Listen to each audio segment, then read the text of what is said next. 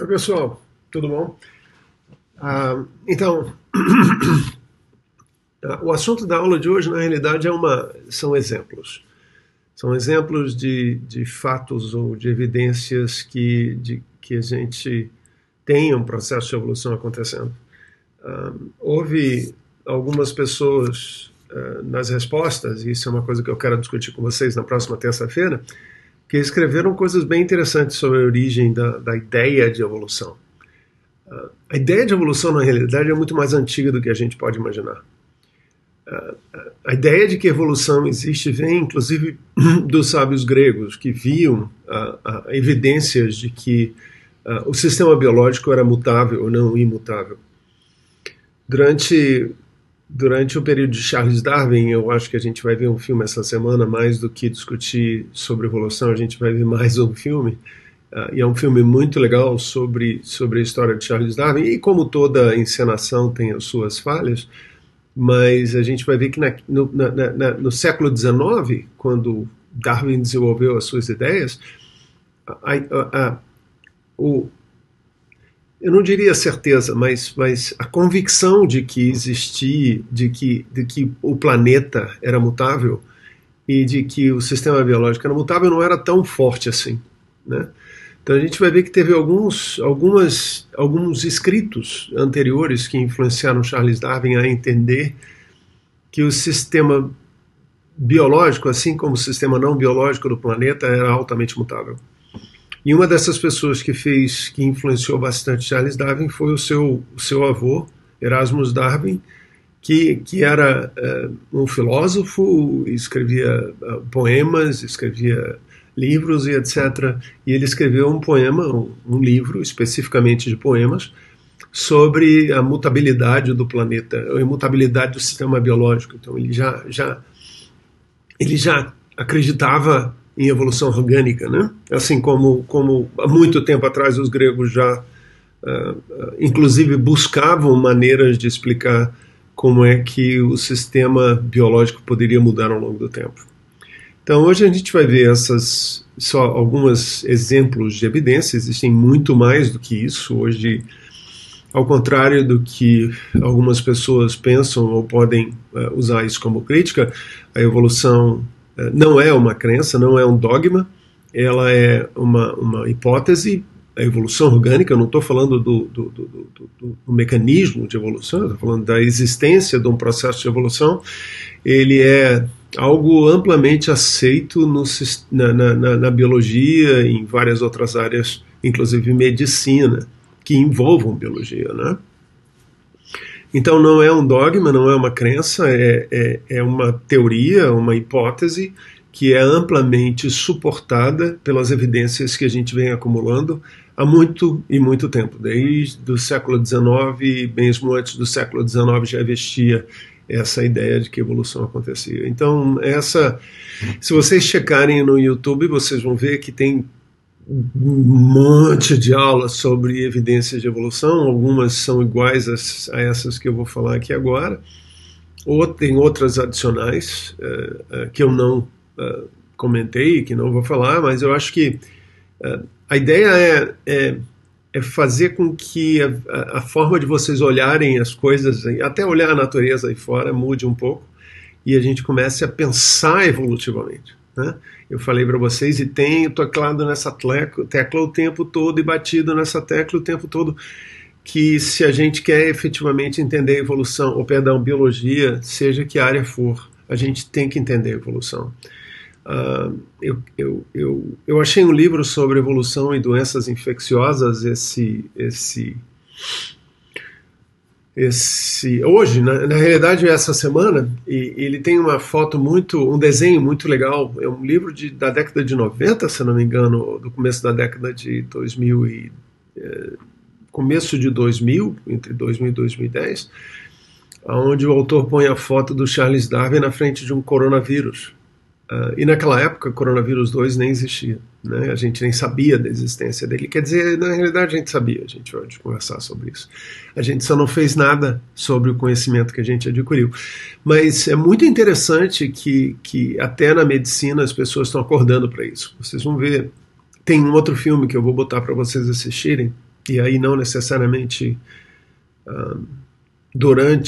não necessariamente algo que vai ter uma tarefa, etc., mas é um livro muito interessante para vocês assistirem, onde há toda uma discussão sobre a evolução do tratamento da HIV, da AIDS. E esse tratamento só foi possível usando e aceitando e respeitando conceitos do processo de evolução, né? Como a evolução ocorre, como o vírus foge como o vírus foge dos remédios, como é que ele se comporta para escapulir tratamento, e como é que nós, usando preceitos do processo de evolução, conseguimos resolver de uma forma muito elegante e muito inteligente o problema mais sério de HIV, que era a mortalidade alta logo no começo do processo. Então hoje pessoas com HIV, pessoas com AIDS vivem até 80 anos, vivem tanto quanto nós vivemos, porque os tratamentos são bastante eficientes em manter a população de vírus baixa, a carga de vírus baixa. E agora existem evidências, eu não prestei atenção, confesso para vocês, deveria. Eu apenas vi esse anúncio na CNN, na televisão, em que algumas pessoas com um novo tratamento foram consideradas livres de qualquer carga de vírus. Então, eu até tenho que ver por que e qual foi o processo que levou a isso. Então, a primeira coisa mais clara, mais evidente, mais na cara da gente, que a gente não enxerga, que existe um processo hierárquico acontecendo aí fora, e quando eu falo hierárquico, eu estou falando... Existe uma espécie ancestral, aquela que eu mostrei para vocês nas aulas anteriores, que deu origem a duas espécies descendentes e que gradativamente foi produzindo novas espécies através de um processo de especiação aditiva. É que no final das contas o que a gente tem é esse tipo de cenário que eu estou mostrando nesse slide opa, voltou. Estou aprendendo ainda, né? Mas vocês estão vendo a minha setinha, né? Que eu estou mostrando nesse slide, que mostra que lá fora, se a gente olhar a natureza, a gente vai achar uma hierarquia natural, né? E essa hierarquia natural, a gente acredita, é consequência de um processo hierárquico de produção de espécies, onde linhagens se separam e dão origem a descendentes, e descendentes que herdam essas características, independentemente da outra linhagem que se separou no passado. Então, por exemplo, com as características que estão presentes nos animais, e aqui a gente tem lá em cima, os animais são características que só os animais têm. E são características que só os animais têm na nossa lógica evolutiva, porque eles descendem de um ancestral em comum, onde essas características apareceram. Mesmo que a borboleta se pareça tão muito diferente do urso, muito diferente do gato, a gente ainda reconhece que eles têm algo em comum, né? Se a gente for na descida, for descendo nas linhas, né? A gente até tem uma minhoca ali, eu até vi a minhoca agora, não tinha visto antes. A gente começa a ter esse reconhecimento de uma hierarquia. Então, na segunda linha, a gente já tem organismos que têm vértebras, que têm coluna vertebral, que a gente chama de vertebrados. Então, isso é sinal de que eles descendem do ancestral, onde a vértebra apareceu pela primeira vez. E a borboleta e a minhoca não fazem mais parte desse grupo, né? Porque elas fazem parte de uma outra linhagem evolutiva bastante distintas. Pensem em cladograma, tá? Então vocês veem que essa hierarquia bate com o cladograma. Se a gente continua descendo, a gente elimina dessa lista o peixe, porque agora a gente agrupou animais que têm pelos e que têm glândulas mamárias, que são os mamíferos. Se a gente continua descendo, a gente vai eliminar o roedor, que é o ratinho, e vai manter ursos e felídeos, né? Porque eles têm características em comum. Não me vem nenhuma na cabeça agora, com toda certeza, mas acreditem, se a gente olha, a gente vê que eles são estruturalmente muito parecidos. Depois a gente vai para a linha dos gatos, né, que inclui os leões, e depois os gatos mais semelhantes aos gatos domésticos, e por fim, o gato doméstico. E a gente poderia certamente ter linhas diferentes, levando a lugares diferentes, se a gente estivesse usando critérios diferentes, né? A gente poderia ter rapidamente separado peixes lá em cima, ou peixes invertebrados e assim por diante. Então, se vocês olharem lá fora, a gente vai ver esse padrão acontecendo com plantas, a gente vai ver esse padrão acontecendo com animais, a gente vai ver esse padrão acontecendo com micro-organismos, se a gente puder vê-los. E é muito óbvio, é muito natural, né? Nós mesmos podemos fazer uma brincadeira como essa, nos colocando nessas linhas, né? E no final, lá para o final, a gente vai estar produzindo primatas, né? E por que a gente colocaria primatas e gradativamente produziria hominídeos, que somos nós, né? A única espécie existente hoje de hominídeo, sendo que existiram várias espécies no passado. Nós somos primatas porque a gente tem características de mamíferos, mas nós não somos gatos e não somos cachorros e não somos ratos e não somos ursos, não é isso? Nós somos primatas porque a gente tem características que só os primatas têm. Alguém lembra qual? Polegar opositor, né? É uma delas. E por que nós somos hominídeos? Comecem a pensar sobre isso. Então, esse padrão hierárquico que a gente encontra na natureza hoje, lembrando, teve extinção pra caramba. A gente está falando aí de uma amostragem da diversidade que já passou pelo planeta Terra bastante baixa, bastante baixa. Estamos falando aí de 1% de todas as espécies e toda a vida que passou no planeta. Então, mesmo com essa amostragem inadequada ou incompleta ou fraca da diversidade que já passou pelo planeta, a gente continua vendo hierarquia. A gente continua enxergando essa hierarquia. E se vocês pensarem no cladograma, a gente vai entender essa hierarquia sob a perspectiva evolutiva.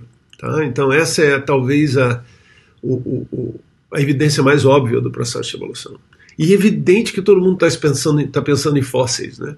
Então fósseis não são só organismos efetivamente que a gente encontra fossilizados, né, em forma de rocha, que evidencia organismos que ocorreram no passado. E existem cada vez mais fósseis sendo descritos, mais fósseis sendo encontrados, mais fósseis com características intermediárias sendo encontradas. Um problema seríssimo no passado, a gente vai ver daqui a pouco, era para Darwin, né? O fato de que baleias pareciam ser um salto enorme no processo de evolução e não havia nenhuma referência, nenhuma evidência de que baleias pudessem ter sido passado por um processo lento de mudanças. E a gente hoje encontra fósseis, depois de Darwin ter morrido, né?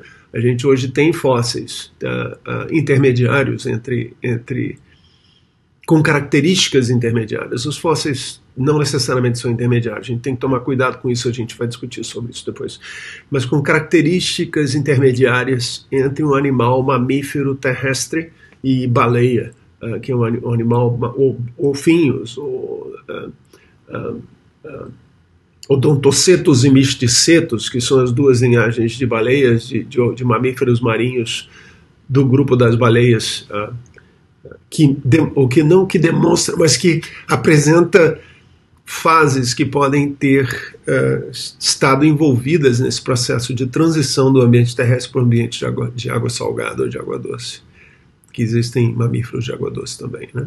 Então, a gente está enriquecendo o nosso conhecimento no momento que a gente consegue enxergar os fósseis, mesmo que muitos fósseis, que a maioria dos fósseis nos entreguem apenas dados sobre morfologia.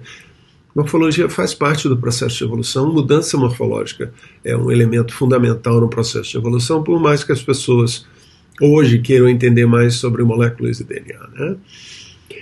Então, os fósseis têm condições específicas para serem criados, né? E talvez um dos fósseis que eu acho mais interessante não é necessariamente o fóssil do organismo, mas dos traços desses organismos. Nos filmes que a gente vai ter disponível lá no nosso podcast, a gente vai ver que traços são fundamentais. Porque muitos organismos não tinham estrutura dura ou eles entravam num processo de deterioração tão rápido durante o processo de fossilização que não havia como formar fósseis, né?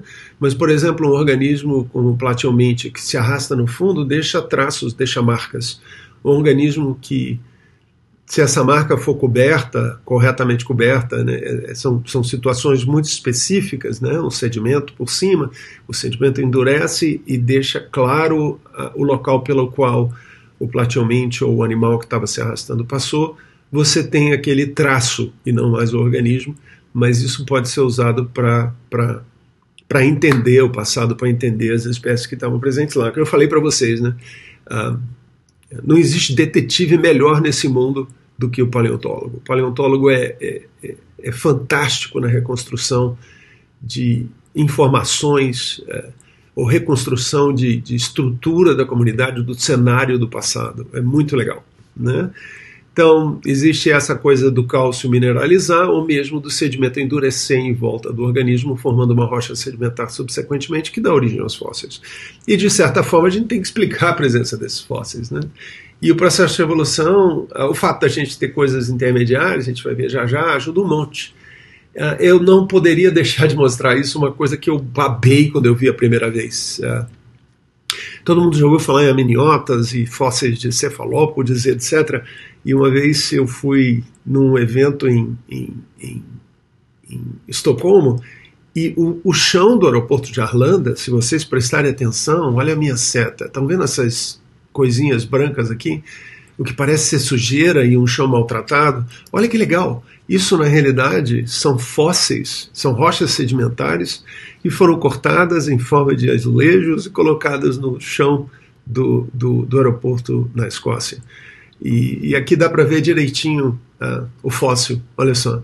E é um fóssil muito parecido com o Nautilus. Lembra que o Nautilus tem essas câmaras que ele usa para bombar ar e para retirar ar, e definindo qual é o nível, qual é a camada d'água que eles vão ficar, qual é a profundidade que ele vai ficar. E esses são pequenos, eles têm 30, 40 centímetros no máximo, mas algumas espécies, como essa que está mostrada aí no desenho, eram muito grandes, né? Então eu tinha do meu lado nessa viagem, uma professora de paleontologia que me deu uma aula sobre fósseis, e é realmente empolgante você olhar fósseis numa área como o aeroporto, né? Mas se vocês andarem com cuidado, especialmente no centro da cidade, e eu confesso que não sei em Curitiba, mas em Nova York, em outros lugares do mundo, tem uma coisa chamada paleontologia urbana, onde as pessoas, alguns pesquisadores, mesmo amadores, andam a cidade em busca dessas evidências fósseis presentes nos prédios, presentes nas construções da cidade. Então, a existência de fósseis mostram que o planeta não é como está, que o planeta já foi diferente, né? Que as espécies que habitam esse planeta não são necessariamente as mesmas, que elas mudam ao longo do tempo. Olhem como esse nautilídeo e olhem como o Nautilus à direita se apresenta hoje morfologicamente. Essa foi uma das evidências mais fortes para indicar que houve mudança morfológica, houve evolução nesse planeta ao longo do tempo. As comunidades evoluíram também, né? A gente vê isso, eu acho que já vem um slide sobre isso, a gente vê isso acontecendo no registro paleontológico. E essa é a história das formas intermediárias. No passado, baleias era a tremenda dor de cabeça de Charles Darwin. Charles Darwin dizia assim: eu não sei como explicar isso. E a outra coisa que ele não sabia explicar muito bem, e que vai estar num dos filmes que a gente vai ver, é a origem dos olhos complexos como os nossos olhos, ou os olhos dos cefalópodes. Parece que ele apareceu do nada, parece que não existiu forma intermediária, mas se a gente cavucar corretamente, a gente consegue encontrar as fases, ou os fósseis, ou registros fósseis de espécies que demonstram estágios graduais de evolução da morfologia que permitiu, ou que permite hoje a baleia viver de forma integrada ao meio ambiente aquático. Não completamente, né? Não completamente. Então, a evolução nunca é perfeita, né? Isso é uma evidência clara de que o processo de evolução trabalha em cima daquilo que a espécie ou que a linhagem pode oferecer. Guardem essa ideia. Então, se a linhagem não tem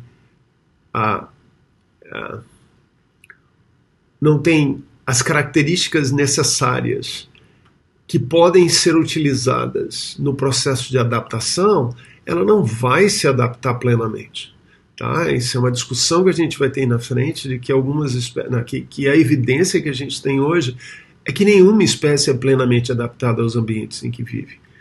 Então, por exemplo, mesmo baleias não são plenamente adaptadas ao ambiente em que vive. Por quê, gente? Pensem. Um tempinho, né? Porque elas ainda respiram ar. Elas não são plenamente adaptadas ao ambiente aquático porque elas são incapazes de tirar o oxigênio da água. Outras coisas aconteceram que permitiram que elas se adaptassem dentro do que a fisiologia, a morfologia, o comportamento daquela linhagem específica permitia que ocorresse. Então, existe uma limitação histórica aqui, né? Baleias, é claro, todos os vertebrados, os animais terrestres derivam, né, de espécies aquáticas que se tornaram cada vez mais adaptadas ou acomodadas ao ambiente de água doce, ao ambiente terrestre, quando colonizaram o ambiente terrestre, e a gente vai falar muito sobre isso, ao ponto de perder habilidades que eles tinham antes, quando eles viviam na água. E as baleias inventaram, né, evolução é sobre explorar o espaço em volta, espaço de alimento, espaço de ambiente, espaço de recursos e assim por diante. E evolução está sempre, a vida está sempre explorando o ambiente, está sempre testando os seus limites, né? E a linhagem que deu origem à baleia começou a fazer isso provavelmente usando áreas alagadas, onde começou a caçar, onde começou a viver mais tempo, cada vez mais tempo. E adaptações ou mudanças que ocorreram nos membros, se você olhar de baixo para cima, lá embaixo um animal que é tipicamente um animal terrestre, mas se você olhar cada vez mais, quando a gente sobe nessa figura, a gente vai começar a ver que os membros começam a sofrer modificações para se tornar ou nadadeiras ou serem altamente reduzidos, nadadeiras no primeiro momento e altamente reduzidos nas baleias modernas. A baleia não respira, não retira o oxigênio da água. Baleia não tem brânquias. Baleia continua tendo pulmão. Pulmão continua sendo um elemento fundamental que foi estabelecido nessa linhagem muito tempo atrás, na evolução, na origem dos pulmões, logo depois do aparecimento dos primeiros vertebrados, né, os vertebrados terrestres, ou semiterrestres, como no caso dos anfíbios. E isso é uma herança que não muda, é uma herança que não mudou. Então ela não conseguiu sair, largar, mesmo que a gente ainda tenha, e vocês têm, eu tenho, né, evidências de que nós no passado tivemos brânquias e arcos branquiais. A gente está preso no pulmão. A gente não consegue evoluir além do pulmão. Nosso corpo é tão complexo e tão grande que a gente não consegue mais respirar pela superfície da pele. E a gente vai ver, todavia, que a gente continua respirando pela superfície da pele, mas não é o suficiente para manter a estrutura de corpo e complexa e de tamanho que a gente tem hoje. Então as baleias, apesar de não respirarem, não serem capazes de retirar o oxigênio da água, elas são capazes de alterar sua fisiologia. Elas foram capazes de alterar a sua fisiologia, que é uma fisiologia herdada de ancestrais, e ficar mais tempo debaixo d'água. Então tem uma série de adaptações ou mudanças na estrutura ancestral da baleia, que já estava muitas vezes presente naquela espécie da base ali que era terrestre, que ela pôde acomodar a esse novo ambiente onde ela vive e, portanto, ficar mais tempo debaixo d'água. A água também ela retira mais calor do corpo, então a baleia também era um problema a ser resolvido, e foi muito bem resolvido através de gordura, né? Uma coisa chamada bubbler que a baleia tem em volta. E gordura nós acumulamos, nós temos um monte, não nos falta, né? Então é isso que a gente tem que começar a pensar. Mas o fato da gente ter descoberto essas fases intermediárias foi uma revelação de que muitas vezes a evolução é muito rápida, em termos geológicos e mesmo em alguns casos em termos ecológicos, e muitas vezes a gente não tem fósseis abundantes disponíveis para entender estágios intermediários de mudanças morfológicas, fisiológicas, comportamentais, etc. Mas a baleia a gente conseguiu, né? Darwin não tinha essa informação, incomodou muito a ele, mas hoje a gente sabe que existem fases claramente intermediárias de espécies que são filogeneticamente próximas às baleias e que apresentam essa mudança de estrutura corporal para colonizar e utilizar o ambiente aquático de forma mais intensa. E a outra que é muito legal é essa coisa que eu estava comentando com vocês sobre os estratos sedimentares e a mudança da comunidade. Do lado esquerdo tem uma foto de várias camadas sedimentares, né? E fundamentalmente o que eu estou querendo mostrar para vocês é quando os pesquisadores começaram a cavar e tirar amostras de fósseis dos sedimentos, eles começaram a ver que sedimentos em níveis diferentes ou depositados em períodos diferentes, eu vou ter que tomar água, apresentavam comunidades de animais e de plantas, né? A gente fala muito mais de animais, mas de plantas também, que variavam ao longo do tempo. Então você tinha comunidades mais simples, menos complexas, com indivíduos menos complexos logo na base dos sedimentos mais profundos, e à medida que você subia nos sedimentos, você via que a composição da comunidade mudava, muitas vezes eram indivíduos ou eram espécies muito parecidas com as espécies mais antigas, mas que sofriam alguma mudança.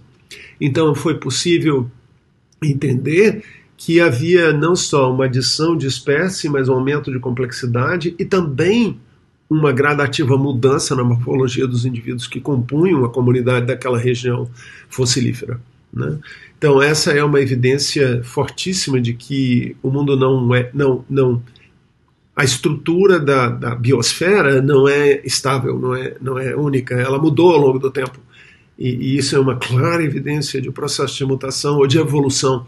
E a gente vai ver na disciplina que a evolução ocorre sim, porque vocês vão ver que historicamente a evolução foi sempre considerada como um processo que ocorre em população. Ela ocorre em população sim, mas que população a gente está falando, né? Então a gente está acostumado a pensar em população de indivíduos multicelulares, né? Ou população de indivíduos unicelulares, mas evolução ocorre mais do que apenas em evolução de indivíduos, ainda mais do que em população de indivíduos. A gente vai ver que a unidade que a gente está usando aqui, indivíduos, pode ser outra. A unidade pode ser outras populações. Então, população de populações nada mais é do que comunidade. E uma comunidade evolui também. E a gente vai discutir bastante sobre isso. Tem um monte de crítica em cima dessa ideia aí de sedimentos, né, de comunidades variando ao longo dos sedimentos, e são às vezes usadas contra a ideia de evolução, né? E especialmente na época de Charles Darwin, né, as pessoas dizem assim, pera um pouquinho, tem um registro aqui sedimentar que a comunidade mais antiga, né, ou mais profunda, tem espécies bem mais complexas e aparentemente bem mais modificadas do que as espécies dos níveis superiores. E aí as pessoas falavam assim, olha, tá vendo? Então, evolução não existe. Isso aí foi um processo de criação. Era muito forte na época a ideia do criacionismo. Não criacionismo científico, entre aspas, científico que eles falam hoje, mas o criacionismo bíblico mesmo. Então, o que se falava era assim, o que houve foi experimentos de vida e assim por diante, gradativamente se especializava. Vocês vão ver no filme que essa foi uma dos embates que Charles Darwin teve, e não foi um embate pequeno nem simples, foi pesado, né? Imaginem no século XIX. E aí o geólogo, porque naquela época os geólogos achavam que a Terra era estável também. Se a Terra era estável, então as camadas sedimentares seguiam sempre o padrão de mais antiga no fundo, mais nova na superfície, né? E aí um geólogo maluco quanto Charles Darwin, chamado Lyell, Lyell, escreveu um livro sobre a mutação, a mutabilidade do planeta, e a gente viu que o planeta é mutável. Então, muitas dessas camadas, a gente sabe disso por causa, uma das coisas é tectônica de placa, que foi uma teoria, hoje é uma amplamente suportada, que foi apresentada quase que exclusivamente no século XX. Então é coisa bem recente, né? O fato dos continentes estarem juntos e se separarem. Então, mas o Lyell já falava sobre isso. O Lyell já falava sobre, pera um pouquinho, eu tenho fóssil de animal marinho, às vezes do lado de fora do ambiente marinho. Como é que pode ser isso? Se a geologia é fixa, isso não pode ter acontecido. E essas situações onde o fóssil mais antigo, teoricamente mais antigo, de camadas mais profundas, é mais complexo ou mais modificado a partir dos fósseis em camadas superiores, se dá através da inversão das camadas sedimentares, porque afinal de contas a crosta terrestre é dinâmica, né? Então uma coisa que está assim, muito rapidamente em termos geológicos, pode ficar de cabeça para baixo, pode ficar em cima, pode ficar torto e assim por diante. E aí vinham as críticas, né? Mas a gente sabe hoje que não é bem assim. Então, essas formas intermediárias é muito parecido com aquilo que a gente viu nas baleias, mas esse é um exemplo muito bonito dos cavalos, né? Existe uma tendência da gente pensar naquela série temporal, sequencial, dos cavalos pequenos dando origem aos cavalos grandes, mas se você olhar na filogenia, no cladograma de cima, você vai ver que o que a gente tem são linhagens que retêm as características morfológicas da espécie ou do grupo naquela época. Então, se a gente olhar os primeiros cavalos que estão aqui embaixo, e são muito antigos, de 50 milhões de anos, eles eram muito pequenos, né? Eram animais pequenininhos. E gradativamente, à medida que você sobe na filogenia, você começa a ter o aparecimento de cavalos cada vez maiores com características dos cavalos atuais. Mas a gente tem fósseis excelentes séries de fósseis para cavalos, né, para equídeos. É possível enxergar nesse cladograma, e a gente vai ver como é que a gente faz isso depois na filogenia. Aqui tem tempo, tá, gente? Aqui é tempo. E aqui é o relacionamento filogenético das espécies. As linhas terminais que estão aqui, que a gente viu nos outros cladogramas que vão até em cima, elas terminam antes de chegar lá em cima, porque isso aqui são espécies fósseis. Então a gente sabe que essa espécie, por exemplo, viveu de 45 milhões de anos até cerca de 30 milhões de anos, né? E assim por diante. Então o nosso cavalo é representado, essa linhagem inteira é representada por uma única espécie que sobreviveu. Olha que a gente teve de extinção, gente. Extinção, a gente vai ver, é fundamental no processo de evolução. Extinção faz parte do processo de evolução. A gente não gosta de falar de extinção. A gente detesta a ideia de extinção. Os livros de evolução não exploram extinção como deveriam explorar. Mas extinção é fundamental. Extinção é fundamental e vocês veem claramente por isso. Quantas linhagens de cavalos se perderam? Quantas linhagens nós temos? Uma. O nosso cavalo moderno. Mas a morfologia do nosso cavalo moderno não se formou de uma hora para outra. Ela veio se formando gradativamente. E a evidência que a gente tem disso é que os fósseis apresentam a morfologia geral do grupo na época. Pequenos, o tipo de perna, o tipo de cauda e assim por diante, mesmo a ecologia. Então, esse aqui é um exemplo parecido com o exemplo da baleia. Mas olha que show! Isso foi usado contra Charles Darwin também. E vai estar no filme, então vocês vão ver. Se a gente começa a olhar os membros, a estrutura óssea, ou mesmo a estrutura corporal de vários animais, ou mesmo de plantas, eu estou usando animais aqui como exemplo, a gente vai ver que existe uma clara homologia entre a estrutura óssea, a estrutura muscular, a posição dos órgãos, a posição das partes do corpo, etc. Nós, por exemplo, antes de entrar nisso daí, quantos olhos têm os animais bilaterais? Animais bilaterais são animais que têm simetria bilateral. Quantos olhos têm animais bilaterais? 2. Alguns têm mais do que 2, né? A aranha tem mais do que 2, tem ocelos, mas em geral são 2. Nós temos tantos olhos, mesmo que ele não seja o mesmo tipo de olho contra uma barata, que também tem 2, né? Então, quantas cabeças esses animais têm? Geralmente uma, né? De vez em quando você encontra um plateomite meio maluco com um monte de cabeça, mas ele está na reprodução. Nos vertebrados, quantos membros a gente encontra? 4, né? Nós temos, às vezes, quantas caudas a gente encontra? Uma, né?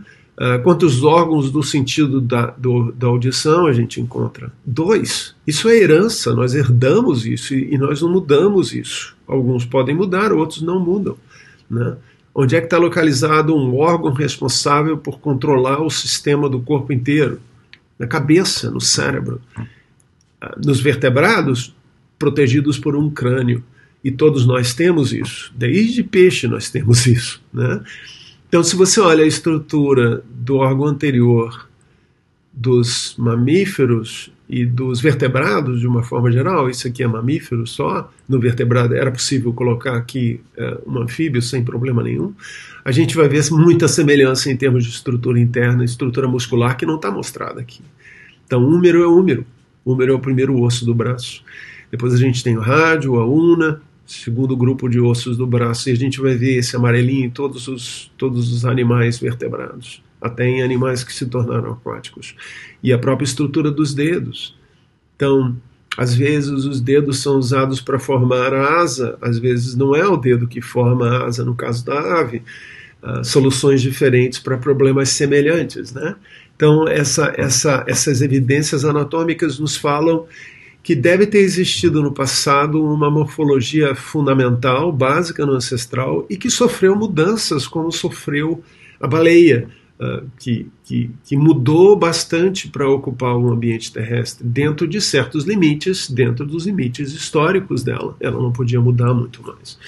Então, mas isso foi usado contra Charles Darwin, a gente vai ver qual é a lógica. A lógica é que existe uma arquitetura geral, né? Mas essa arquitetura ela não é aleatória, ela não é uma tentativa aleatória de produzir coisas, né?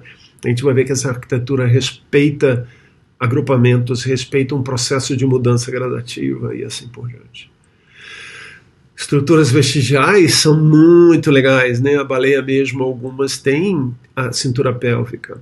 A gente enxerga a cintura pélvica de alguns mamíferos marinhos, mesmo que não seja mais funcional. Isso é sinal de que houve uma cintura pélvica presente nos mamíferos. E mesmo animais como jiboias e serpentes, onde hoje a gente não enxerga mais uma cintura pélvica, nem peitoral, mas que algumas espécies guardam ainda remanescentes da cintura peitoral, que é usado hoje com a função de reprodução, que são esses porões presentes, especialmente nas jiboias machos, né? É usada para segurar a fêmea durante a cópula. Esse é um exemplo lindo, gente, de uma coisa chamada exaptação, que a gente vai falar. Exaptação, com X, né? Que muitos autores chamam, ou chamavam no passado, de pré-adaptação. Foi um pesquisador conhecidíssimo, que vocês vão ouvir falar um monte também, e vale a pena ler os livros deles, que são muito legais, Stephen Jay Gould, que notou esse termo, que criou esse termo exaptação, para evitar o termo pré-adaptação, porque pré-adaptação parece que a espécie ou que a linhagem está pensando no que vai fazer no futuro, e ninguém faz isso. Ninguém sabe o que vai ser o futuro. Olha o pepino da evolução. A gente tem que usar o que tem para poder arrumar soluções, né? Isso é no nosso dia a dia, né? No nosso dia a dia. Nosso dia a dia é assim também, não é isso? A gente tem que dar um jeito de fazer as coisas que a gente quer fazer com aquilo que a gente tem, né? Em termos de recursos financeiros, em termos de eu tenho carro, não tenho carro, eu tenho ônibus, posso andar de ônibus, não posso andar de ônibus, eu tenho bicicleta, não tenho bicicleta, etc. A evolução é a mesma coisa, tá? Eu tinha alguma coisa para falar. Sim, serpente. Então, recentemente, eu falo recentemente mesmo, a gente começou a achar serpente com cintura pélvica e cintura escapular, né? Com a cintura escapular e cintura pélvica. Mesmo que as pernas parecem não ser muito funcionais em um animal alongado como esse, muitas ainda apresentavam isso. Então, se vocês procurarem na internet, talvez eu até procure para vocês, para a gente olhar. Hoje a gente sabe de espécies de serpentes que tinham sim pernas, que tinham sim cintura peitoral. Elas perderam. Lembrem, a perda não é muitas vezes adaptativa, no sentido de que ela faz com que o animal se torne mais adequado para um determinado ambiente. A perda, às vezes, pode ser simplesmente a falta de uso, né? Então, se a perna não tem uso e ela for perdida, não faz diferença, né? se ela está simplesmente jogada no lateral do corpo e ela não atrapalha em nada, mas ela também não ajuda, pode ser que a espécie de serpente que deu origem a todas que a gente conhece hoje tenha perdido essa perna simplesmente por acaso, porque não faz diferença, pode ser perdida. Né? É o caso do trato digestivo de cestoides, por exemplo. Eles puderam perder o trato digestivo porque eles eles viviam dentro do trato digestivo do hospedeiro, que já dava para eles alimento suficiente para ser absorvido pela superfície corporal. Nós vamos falar sobre eles aí para frente. Então, a cintura pélvica da baleia, o exemplo que está ali em cima, é isso que eu já tinha falado para vocês. A embriologia comparada, puxa, foi muito usado, especialmente pelo Haeckel, né? O Haeckel chamava isso de ontogenia, recapitula a evolução. Haeckel acreditava que as espécies passam por estágios de linhagens anteriores e por isso a gente ainda tem evidência de ter aberturas branquiais que são mostradas ali em vermelho, em especial naquela região em vermelho. Então, se a gente olha se a gente olha estágios iniciais da evolução dos animais, a gente teoricamente deve ver, de acordo com essa ideia de ontogenia, estágios, o acúmulo gradativo de estágios no processo final ontogenético de desenvolvimento embriológico. E, portanto, a ontogenia deveria ser capaz de me permitir fazer reconstrução. Não é tão simples assim, mas se vocês olharem esses desenhos que estão aqui, parece que tem algum sentido, né? Algumas características de fato são mantidas nos embriões, mas o embrião também sofre o processo de evolução e o embrião também muda. Né? Então, às vezes, a mudança não ocorre no processo, ao final do processo ontogenético. Lembra, organismos complexos, multicelulares, têm um desenvolvimento ontogenético mais complicado. Então, os animais tendem a acumular, podem acumular, só um minutinho. Desculpa, quem tem cachorro sabe o que é isso. Então, os animais não acumulam só características. No desenvolvimento ontogenético, a gente vai ver no começo do desenvolvimento ontogenético dos animais mais simples, ele é bem simples, ele não tem muitas fases intermediárias embriológicas. Mas, gradativamente, você vai ter adição de estágios embriológicos no processo de evolução animal. Então, o que o Haeckel dizia é que essa adição produz um ciclo, ou um desenvolvimento ontogenético, ou um desenvolvimento embriológico, que mantém formas ancestrais. Né? Então, ele diz assim, primeiro um mamífero, para ser mamífero, ele tem que ter o estágio... Vamos voltar, gente. Vai ter um estágio de quinidária, um estágio porífero, um estágio de quinidária, um estágio de peixe, um estágio de réptil, de anfíbio, um estágio de réptil, depois um estágio mamífero. E a gente sabe que não é bem assim. Mas, em geral, a semelhança dos embriões realmente indica que nós temos alguma relação histórica com as demais espécies. Então, humanos têm uma relação histórica com galinha, que tem uma relação histórica com serpentes, com peixes e salamandras e todos os outros grupos de vertebrados, aliás, e com todos os outros organismos vivos. Né? Mas a embriologia em si é uma característica de um organismo multicelular. Portanto, a gente tem que ficar retido nos multicelulares. Só lembrem que nós não temos uma ontogenia semelhante a plantas porque a nossa multicelularidade é diferente, ocorreu em um momento diferente e, portanto, a nossa multicelularidade é diferente da multicelularidade das plantas. Né? Plantas são multicelulares, mas são eventos evolutivos distintos. Quando isso acontece, quando são distintos, eles vão ser diferentes, né? Por mais parecidos que eles sejam. Então a gente vai também conversar um monte sobre isso e sobre esses processos. Vamos ver. Seleção artificial talvez seja, se vocês, bom, no filme vocês vão ver, Darwin brincou com isso o tempo todo. Darwin brincou com planta, brincou com animal, brincou com cachorro, brincou com pombo, ele mexeu com seleção artificial, ele simulou seleção natural. E a seleção artificial é imposta por nós, tudo artificial é imposta pela espécie humana. Né?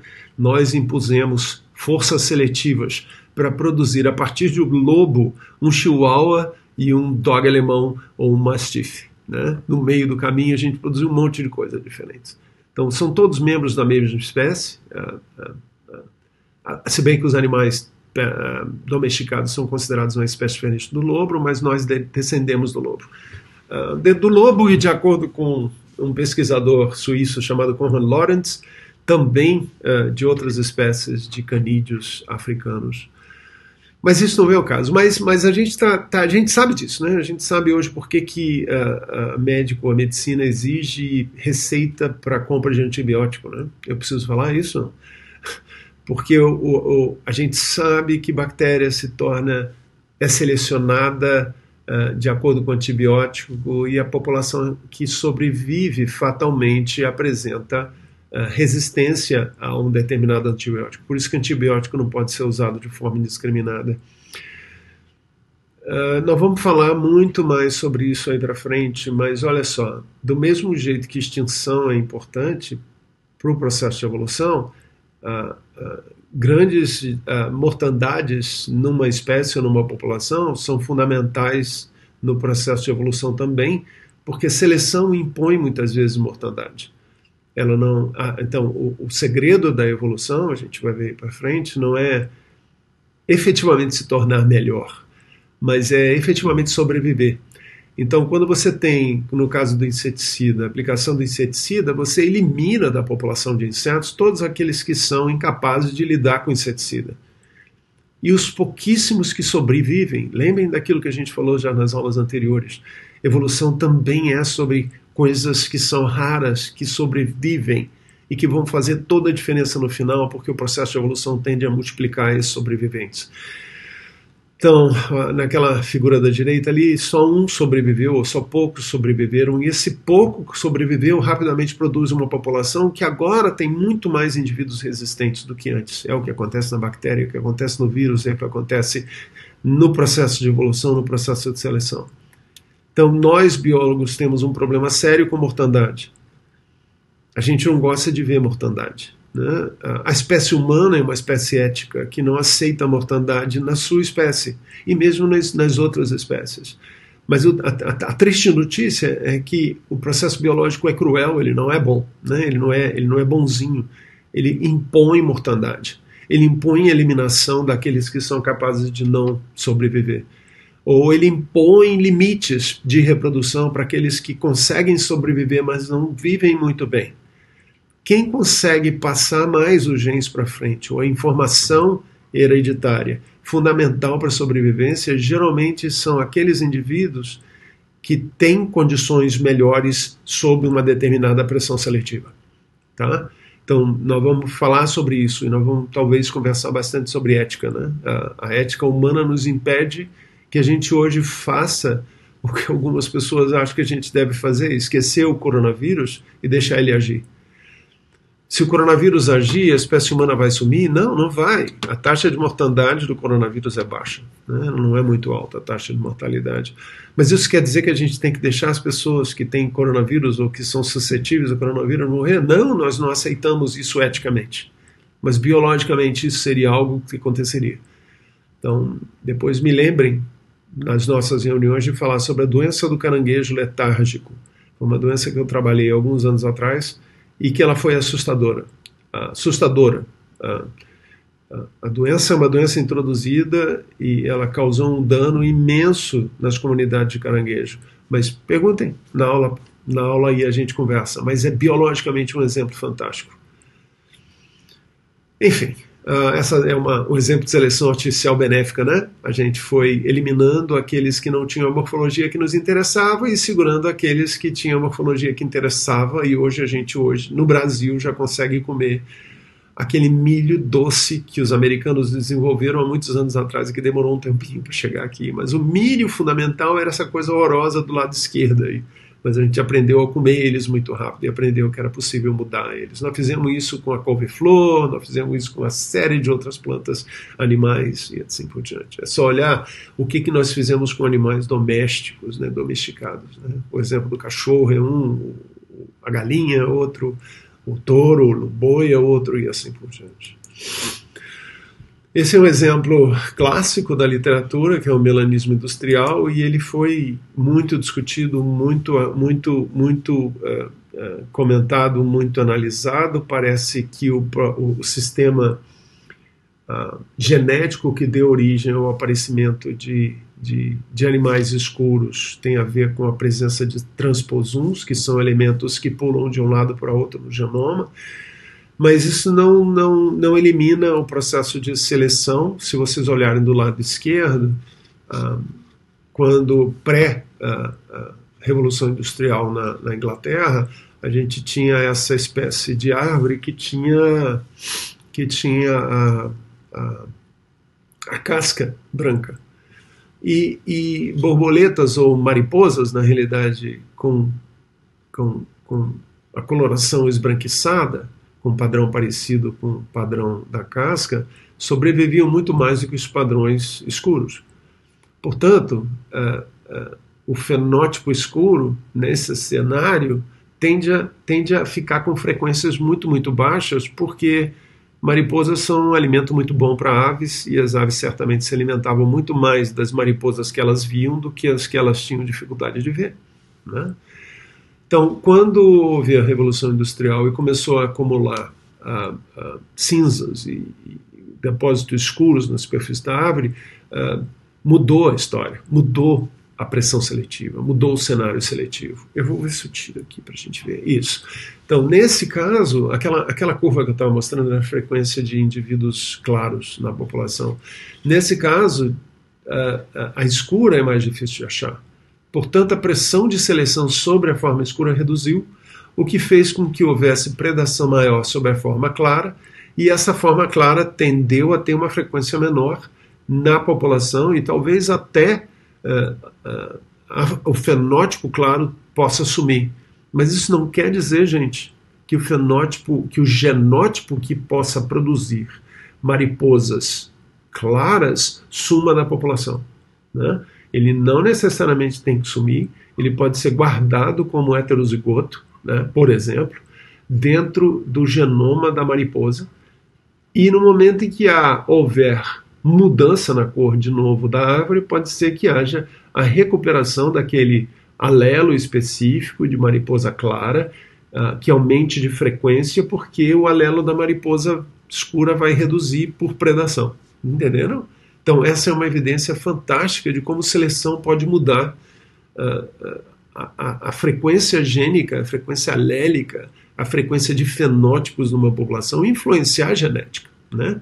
Porque é evidente que se as escuras agora sobrevivem mais, são elas que vão reproduzir mais, porque elas têm aquele genótipo específico que sobrevive. Então, elas têm mais sucesso em reprodução e mais sucesso em deixar uma prole, e isso altera a frequência alélica. Então, isso aqui ao longo do tempo, isso aqui deve ser 1859 e é para frente, né? Então a gente tem uma redução de melanização, a redução das percentagem de... percentual de borboletas que eram brancas tendem a reduzir ao longo do tempo, né? E aí a distância molecular. Quando a gente começou a trabalhar com o DNA, a gente começou a ver que quanto mais parecidos morfologicamente eram as espécies, mais semelhante era a sequência de DNA de um determinado elemento do genoma. Nesse caso específico, do citocromo C, que é um gene que produz o citocromo, que é usado na cadeia respiratória e faz parte da mitocôndria. O que é a mitocôndria? Então a gente está estudando um simbionte para poder entender a evolução do hospedeiro, né? Mas nesse caso específico a interação com o simbionte é muito intensa, né? A mitocôndria não vive fora do simbionte e ela reproduz dentro do simbionte, e ela passa de gerações do simbionte através do citoplasma do óvulo que é produzido pela fêmea, né? Então existe uma dependência. A mitocôndria nunca sai da célula hospedeira, ela é intracelular e ela vive dentro da célula hospedeira. Mas a gente vai ver alguns casos esquisitos aí na frente. Mas aí quando você começa a fazer simplesmente uma análise de distância, você consegue ver que quanto mais distante é a composição de nucleotídeos de uma molécula de DNA, seja mitocondrial, seja do genoma, mais distante é a morfologia dos indivíduos que contêm aquela molécula. Então, nós somos muito próximos dos porcos, e os porcos somos relativamente distantes das aves, mas olha que legal, aves e répteis são muito parecidos. Então a gente sabe que aves hoje são pequenos dinossauros que sobreviveram, né? Alguns grandes. E assim a gente vai até chegar nesse exemplo específico nas leveduras. Então essa correspondência, ela é informativa e ela mostra que houve uma mudança gradativa naquela sequência nucleotídica do fragmento de DNA que a gente está usando, ou que a gente está analisando, e que é totalmente compatível com, na maioria das vezes, na enorme maioria das vezes, com a morfologia, com a fisiologia, com a ecologia e assim por diante. Tá? A gente vai falar um monte sobre isso. Então tá, gente, por hoje é praticamente só, por hoje, nessa aula.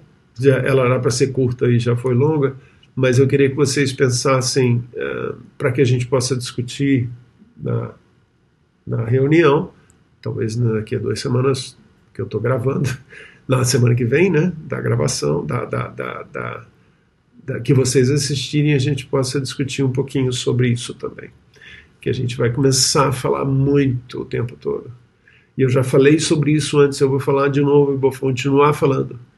Na vida, ao contrário do que acontece no xadrez, o jogo continua, mesmo depois do checkmate. E isso é um texto desse escritor e pesquisador, cientista brilhante chamado Isaac Asimov, né? Que eu vivo, vocês sabem que eu gosto dele, né? Que eu vivo falando nele. Então pensem no que ele está falando. O jogo não acaba, gente. Para acabar o jogo tem que destruir o tabuleiro. Enquanto tiver tabuleiro, enquanto tiver alguém em cima do tabuleiro, o jogo continua. Mas não é o caso do xadrez, né?